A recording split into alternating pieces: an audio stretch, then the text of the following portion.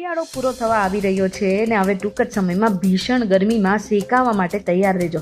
પણ એ પહેલા ઉનાળો આવે ને એ પહેલા તમારી એસીની સર્વિસ જે છે ને એ કરાવી દેજો, કારણ કે આનાથી તમને ઘણો ફાયદો થશે. હવે શું ફાયદો થશે એના વિશે વાત કરી લઈએ તો નિયમિત જો તમે તમારી એસીની જાળવણી કરો છો તો તમારું એસીનું પરફોર્મન્સ ઘણું સારું થઈ જાય છે અને સુધરી જાય છે, અને આને જ કારણે જે વીજળીનું બિલ છે એ પણ ઓછું આવે છે. બીજું એ કે ઉનાળાની ઋતુમાં એર કન્ડિશનરના જે મેકેનિક છે એ બધું ફ્રી નથી હોતા, જેના કારણે જો તમે સર્વિસ બુક કરાવો છો એન્ડ મોમેન્ટ પર તો મેકેનિક આવતા 2-3 દિવસનો સમય લે છે. પણ જો ઉનાળાની સિઝન શરૂ થઈ જાય એ પહેલા તમે એસીની સર્વિસ કરાવી લો છો તો અત્યારે મેકેનિક જે છે એ ફ્રી છે અને તુરંત જ તમારે એસીની સર્વિસ કરી જશે. સાથે જો તમે સમયસર એસીની સર્વિસ કરાવો છો તો એસી સારી રીતે કામ પણ કરશે, અને મેઇન પોઈન્ટ જે બિલ છે એ તો ઓછું જ આવવાનું છે અને સારું ફિલ્ટર રહેશે, અને જાળવણી કરાયેલો જે કોઇલ છે તેની મદદથી એસી જે છે સારી રીતે કામ કરશે અને ઠંડી હવા પણ પ્રદાન કરશે. છેલ્લું છે, જો તમે સમયાંતરે એસીની સર્વિસ ન કરાવો તો ગેસ લીકેજની સમસ્યા થઈ શકે છે,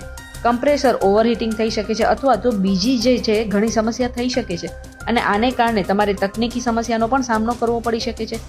એટલા માટે યોગ્ય સમયે તમે એસીની સર્વિસ કરાવી લો તો આ બધી સમસ્યા ઓછી થઈ જશે. અને જો એસીમાં ગંદકી લાંબા સમય સુધી રહે ને તો તેનાથી તેમાં ફૂગ અને બેક્ટેરિયા અને દુર્ગંધ પણ આવી શકે છે. એટલા માટે એસીની સર્વિસિંગ તમારે સમયસર કરાવી જોઈએ, અને આવું કરાવશો તો તમને ઠંડી અને તાજી હવા પણ મળશે, અને જે તમારું વીજળીનું બિલ છે એ પણ ઓછું આવશે.